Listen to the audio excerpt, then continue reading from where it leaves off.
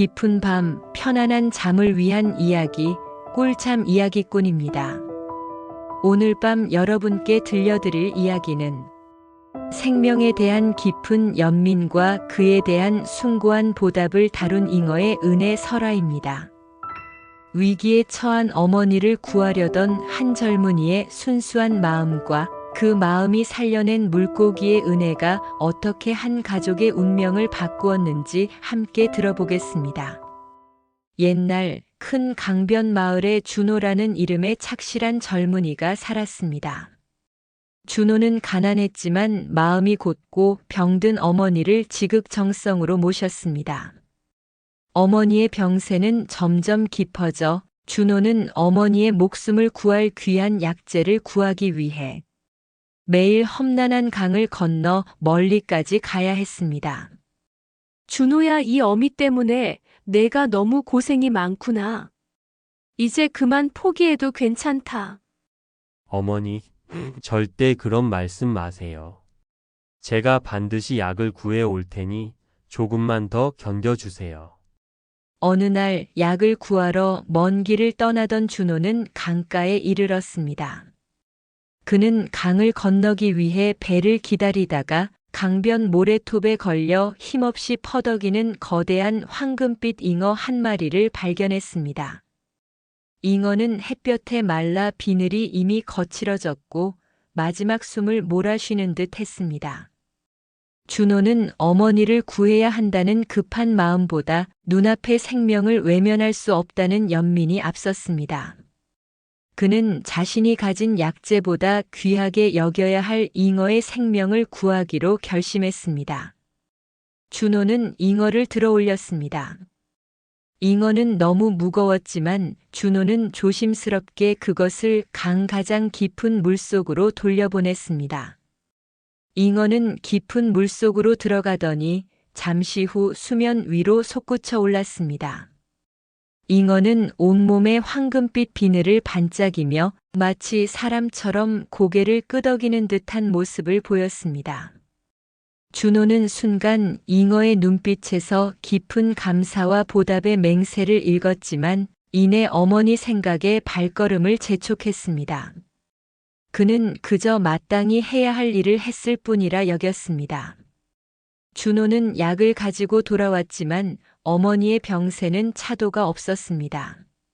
마을 사람들은 준호의 지극한 효심에 눈물 흘렸지만 아무도 그들을 도울 수 없었습니다.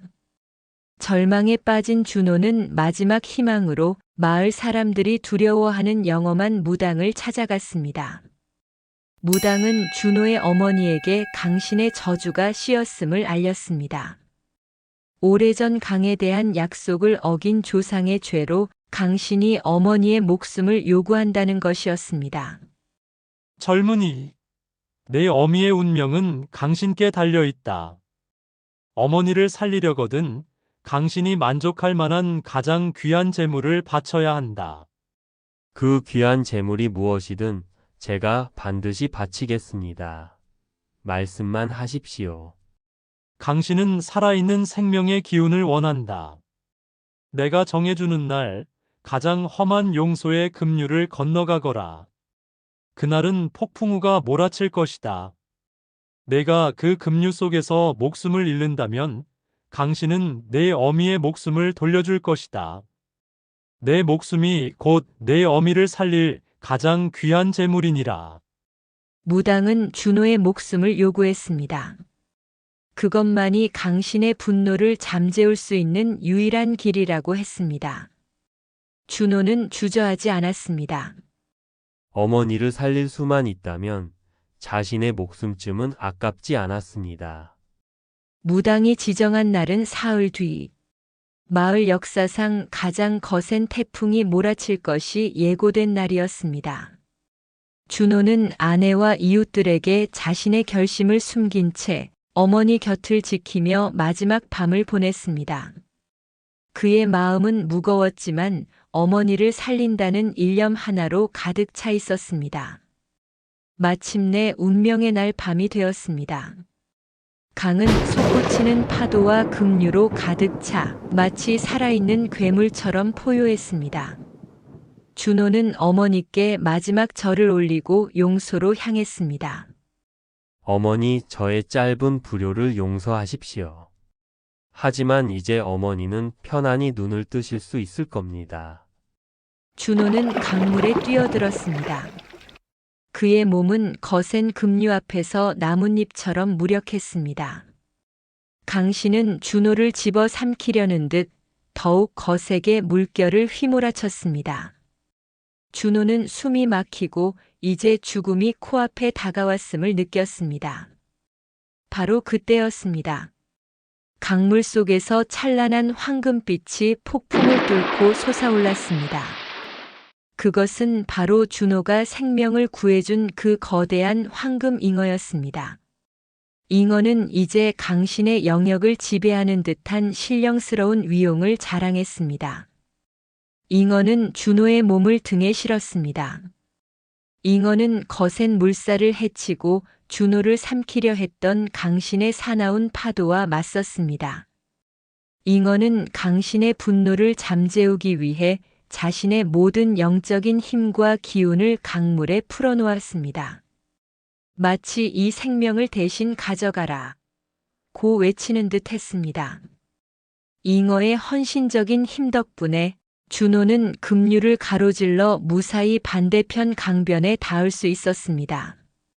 준호가 강변에 발을 디디는 순간 잉어는 힘겨웠던 듯 몸을 돌려 강 중앙으로 되돌아갔습니다. 잉어는 마지막으로 수면 위로 가장 크고 아름다운 솟구침을 보인 후 깊은 물속으로 사라졌습니다. 준호는 황금빛이 사라지는 강을 바라보며 자신이 받은 은혜의 크기에 오열했습니다. 준호는 쓰러질 듯한 몸을 이끌고 집으로 돌아왔습니다. 그리고 놀라운 일이 일어났습니다. 어머니는 오랜 병에서 깨어나 기적처럼 건강을 되찾은 것이었습니다. 강신의 저주는 잉어의 숭고한 보답과 희생으로 완전히 풀려났던 것입니다. 준호야, 내가 돌아왔구나. 왠지 모르게 온몸의 병마가 다 사라진 것 같구나. 내 얼굴을 보니 이제 살겠구나. 준호는 자신이 겪었던 모든 일과 황금 잉어의 헌신적인 은혜를 어머니께 이야기했습니다. 어머니와 준호는 눈물을 흘리며 단 한 번의 선행이 구원의 생명줄이 되었다는 사실에 감사했습니다. 준호와 어머니는 그 후로 건강하고 행복하게 오래 살았습니다. 그들은 다시는 그 강에서 고기를 잡지 않았으며 마을 사람들에게도 이 전설을 전하여 강물을 존중하도록 가르쳤습니다. 잉어의 은혜 전설은 사람들에게 작은 생명이라도 귀히 여기는 마음이 곧 자신과 가족을 지키는 가장 큰 복이 됨을 일깨워주는 영원한 교훈으로 남았습니다. 꿀잠 이야기꾼의 이야기는 여기까지입니다. 편안한 밤 보내세요. 안녕히 주무세요.